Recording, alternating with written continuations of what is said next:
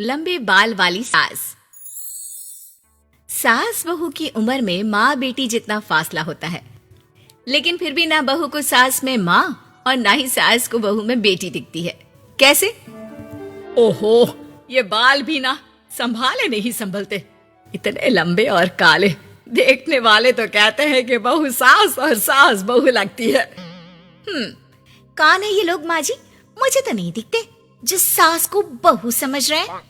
अरे चल छोड़ ना, जा चाय लेकर आ जा और किचन में मेहंदी भिगा देना। और हाँ, दोपहर को पार्लर वाली आ रही है मेरे हेयर स्पा के लिए, तो जरा गर्म पानी तैयार करके भाप की तैयारी भी कर देना।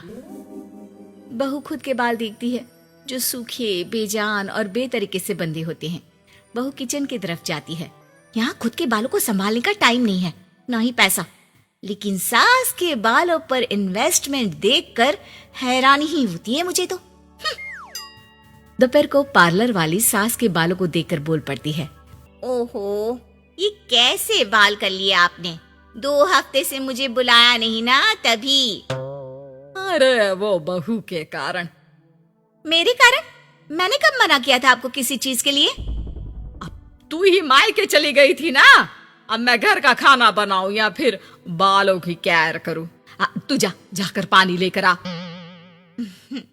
इस बार मैं जो मसाज करूंगी ना, थोड़ा महंगा है, लेकिन अरे महंगे की चिंता ना कर, बस ये जो डिम्पल कपाड़िया जैसे बाल है वो शबाना आजमी जैसे ना हो जाए, इसका ख्याल रख। अब क्या था, सास के बाल पर जो बजट था वो घर के किचन के बजट जितना ही था, लेकिन बहू बेचारी करती क्या, बहू जो ठहरी। एक बार सास बहू मॉल में घूमने जाते हैं। माँ जी, एक ड्रेस लेना है, चलिए ना जरा डिजाइनर शॉप तक। हाँ चलो, वैसे भी बाल गीले हैं, थोड़ा बाहर घूमूंगी तो हवा से सूख जाएंगे। सास बहू दोनों मॉल में घूम रही होती है। सासू माँ, वो रहा मेरा स्टोर। अरे रुक, क्या है ये? जावेद हबीब। अरे चल तो जरा देखे तो। हाँ चल देना माँ जी, बस एक ड्रेस ले लो।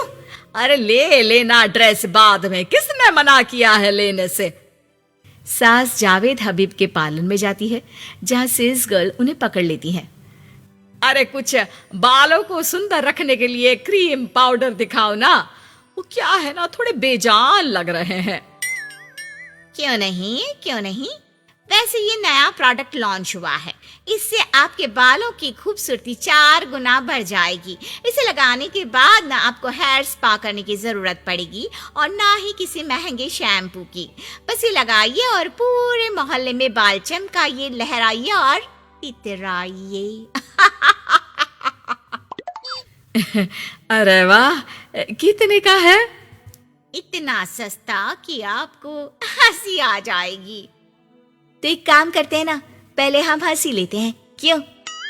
ये जरूर आपकी बहू होगी, है ना? कैसे पता? अरे भला कौन सी बहू चाहेगी कि सास के बाल सुंदर दिखे? मुझे नहीं लगता कि आप ये प्रोडक्ट ले पाएंगी। एक काम करिए, फिर कभी आइएगा। अरे ओए, पैक कर दे इसे, और सुन, 2 पैकेट पैक करना, और आज के बाद किसी सास बहू के बीच लड़ाई लगाने की कोशिश ना करना। सेल्स गर्ल मुस्कुराकर साथ खड़ी दोस्तों को देखती है और सामान पैक कर देती है। उन लोगों के जाने के बाद, देखा मैंने कैसे खेल खेला? बहू मानती तो मुसीबत, और ना मानती तो भी मुसीबत। वहीं सामान लेकर सास भी खुश। बाहर निकलकर बहू से कहती है, अरे वाह बहू, अब देखना मेरे बाल ना और ज्यादा सुंदर हो जाएंगे। अब तो लोग मुझे देखकर जलने लगेंगे। वैसे जलन से याद आया, तुझे भी तो ड्रेस लेनी थी ना, चल ले लेते हैं। रहने दीजिए, पैसे किसके पास है जो ड्रेस ले लूं? आप तो अपने बाल लहरा लहरा कर इतराइए। मैं कोई पुरानी ड्रेस ही पहन लूंगी। चलो वो भी ठीक है बहू, देख हमेशा ना फालतू खर्चे से बचना चाहिए। मैं बिल्कुल फेवर में नहीं थी तेरी नई ड्रेस के लिए, फिर भी तुझे मना नहीं कर पा रही थी। बहू के तो मन में आता है कि सास की इस बात के बाद वो उन्हें इतना अच्छा करारा जवाब दे, लेकिन चुप हो जाती है। सास का बालों को लहराना और इतराना यूं ही चल रहा था। एक दिन, माँ जी, न जाने क्यों चक्कर आ रहा है, लगता नहीं कि मैं काम कर पाऊंगी, मैं अपने कमरे में आराम करने जा रही हूँ। थोड़ी देर बाद पति भी आ जाता है। माँ, शिखा को कहीं देखा क्या? आज बहुत दिनों बाद घर की रसोई से इतनी अच्छी खुशबू आ रही है। मन तो कर रहा है कि बिना चेंज किए ही खाना खाने बैठ जाऊं।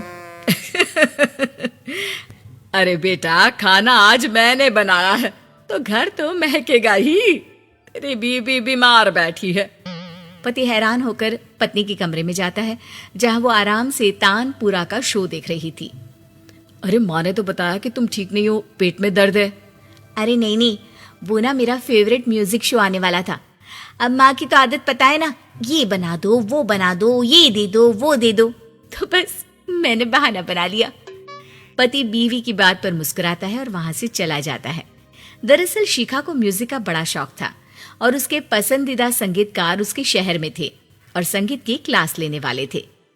अरे देखो देखो, ये धनवानी महाराज हमारे शहर में है, और तो और ये यहाँ सबको संगीत सिखाने के लिए आए हैं।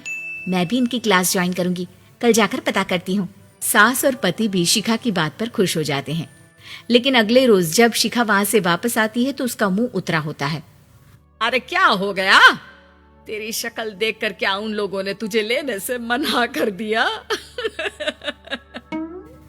पहली बार बहू सास के ताने का कोई जवाब नहीं देती और चुपचाप जाकर कमरे में बैठ जाती है, जहां पति कहता है, अरे क्या हो गया मेरी अनारकली, क्यों मुंह लटका रखा है? अरे कुछ नहीं, बस ऐसे ही।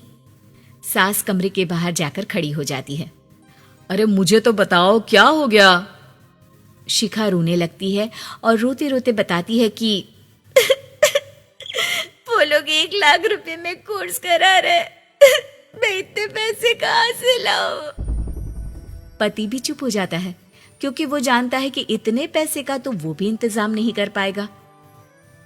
देखिए ना, कैसे अपनी कला को बेच रहे हैं, लेकिन गलत भी क्या है, नामी गिरामी है।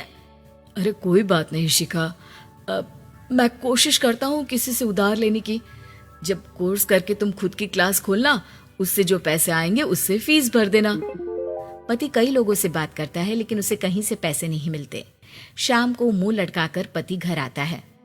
मैंने काफी कोशिश की, लेकिन कहीं इंतजाम नहीं हुआ। अरे कोई बात नहीं, मैं भी ना क्या करूंगी म्यूजिक सीखकर। वैसे भी कल आखिरी दिन है पैसे जमा करने के लिए, अब इतनी जल्दी कहाँ से आने वाला है पैसा।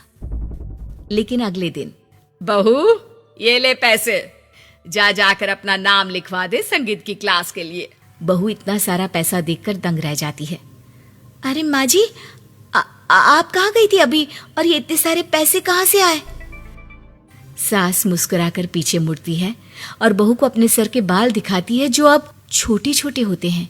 मैंने ना अपने बाल उस विदेशी कंपनी को बेच दिए, जो बाल के बदले में पैसे देती है।